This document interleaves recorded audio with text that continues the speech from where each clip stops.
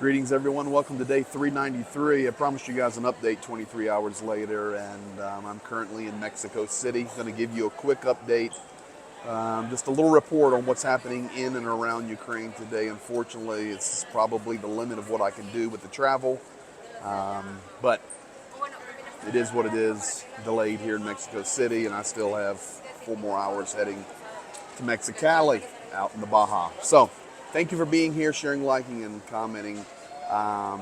Here's the deal. Russian forces are slowing their attack on Bakhmut. I want to jump right in, but they are increasing their attack on Avdiivka. That has happened in the last 24 hours. Very, very aggressive in Avdiivka, but it must be that they feel they've just demolished Bakhmut to the level that they can slow down their level of attacks. They have not left, nothing of that nature, but it is obvious that they're really pushing hard right now in Avdiivka. Drop down to the south, we're just getting reports that Russian forces are actually drawing back from Novokakhovka. Of course, that is the place of the hydroelectric dam there on the Dnipro River, just up above Kherson. You have Kherson, then the Antonivka Bridge, and then you have Novokakhovka. So we're getting reports. Russian forces are pulling back from Novokakhovka, not giving it up. They've completely demolished it and now pulling back. They've looted it. It's just madness what is happening.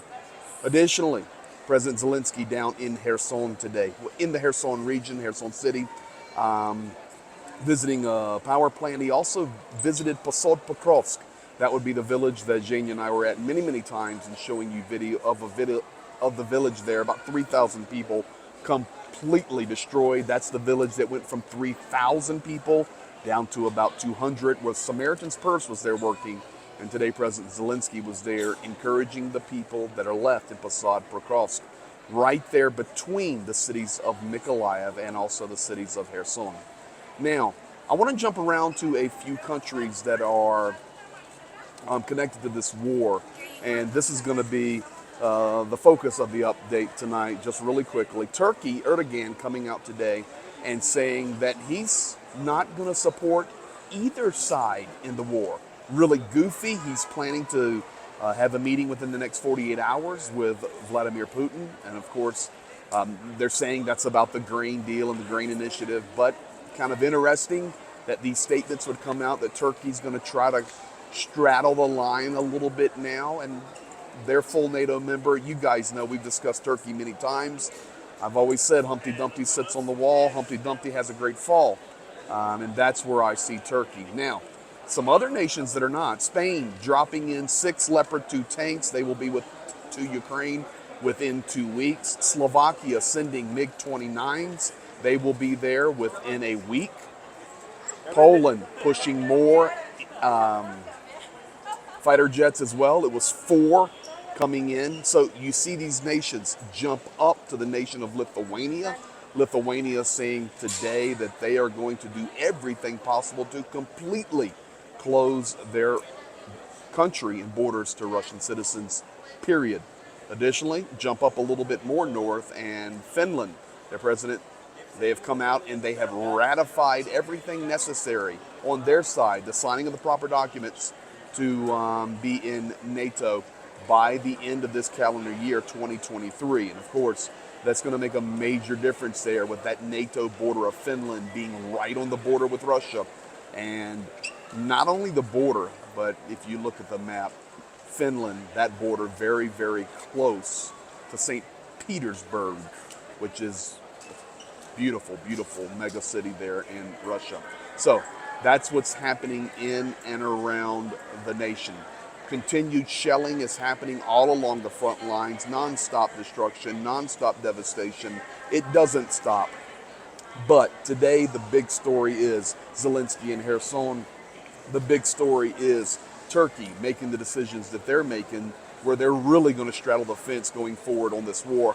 I don't know how that happens, being a NATO member, but of course, maybe logically thinking about it, NATO's not on Ukrainian soil, they're just supplying, so it's not like NATO is actively, physically with boots on the ground. So we'll see what comes from that. But the other nations in Europe stepping up really strongly.